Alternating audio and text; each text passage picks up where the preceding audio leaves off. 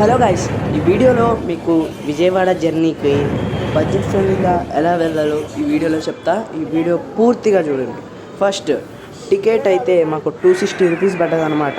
మీరు పాస్ చేసి కూడా చూసుకోవచ్చు. అంటే through full ticket and 1 half ticket అనమాట. మేము దిగిన తర్వాతకి అంటే 1 అయింది. 10:30కి ట్రైన్ వచ్చింది, 1 అయింది. దిగాము, ఘాట్ కాడికి వచ్చాము. 5కి వచ్చాము ఘాట్ కాడికి. అక్కడ పండుకొని 5కి వచ్చాము. రైల్వే స్టేషన్లోనే పండుకున్నాము. 5కి ఇక్కడ ఘాట్ కాడికి వచ్చి మేము స్నానం చేసాము. స్నానం చేస్తే వ్యూ పాయింట్ కూడా చాలా బాగుంది.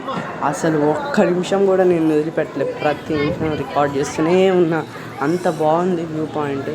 చాలా అంటే చాలా బాగుంది వ్యూ పాయింట్. చూస్తున్నారు కదా, మేము ఫోటోలు కూడా దిగాము.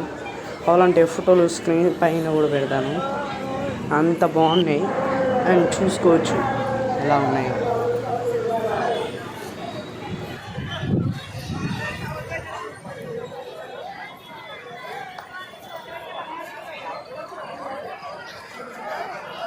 నెక్స్ట్ అయితే స్నానం చేసిన వెంటనే మనకి ఫ్రీ బస్ వచ్చింది. విజయవాడ ఫ్రీ బస్సు నిమిషానికి వస్తూనే ఉంటుంది.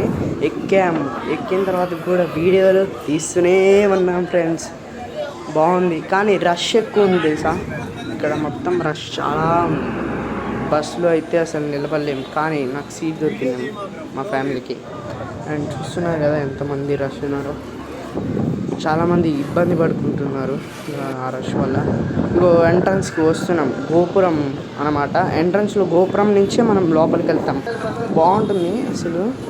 లోపలికి వెళ్తున్నా కొద్ది బాగుంటుంది. సూపర్గా ఉంటుంది అసలు.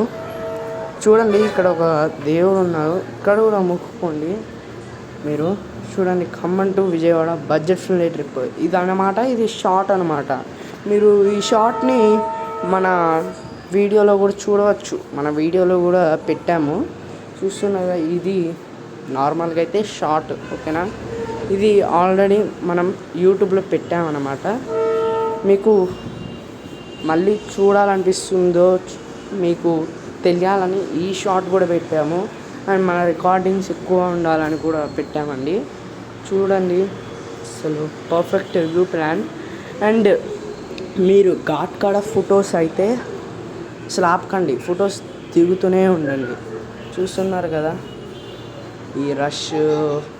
ఫ్యామిలీతోటి వెళ్ళవచ్చండి, కానీ మీరు ఎక్కువ మే జూలైలో అస్సలు వెళ్ళకండి. మే జూన్లో ఎందుకు వెళ్ళొద్దంటే అప్పుడు సమ్మర్ హాలిడేస్, ఫ్యామిలీతోటి అందరూ వెళ్తారు. స్టూడెంట్స్కి హాలిడేస్ ఉంటుంది.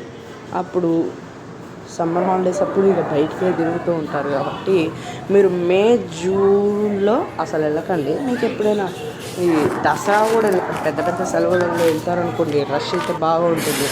ఆన్ మీ ఒపీనియన్, అంటే మీ ఒపీనియన్ బట్టే. అండ్ మేము నెక్స్ట్ ఏం చేసామంటే ఈ పానకాల లక్ష్మీ నరసింహస్వామి గుడికి వెళ్ళాము. దుర్గామాత దర్శనం అయిపోగానే వెంటనే హాఫ్ అన్ అవర్ వెంటనే పానకాల లక్ష్మీ నరసింహస్వామి వెళ్ళాము. అయితే సర్వీస్ ఆటో 50 రూపీస్, రాను పోను కలిపి 50 రూపీస్. ఇక్కడ కూడా వ్యూ పాయింట్ చాలా అంటే చాలా బాగుంటుంది. మీరే చూస్తున్నారు కదా ఎంత బాగుందో. ఇక్కడ ఇంకో న్యాచురల్ విషయం ఏంటంటే ఇక్కడ ఐపీఎల్ స్టేడియం కూడా ఉంటుంది. ఇది ఎక్కడ ప్లేస్ అని ఉంటున్నారా, విజయవాడలో మంగళగిరిలో ఉంటుందండి. శ్రీ పానకాల లక్ష్మీ నరసింహస్వామి.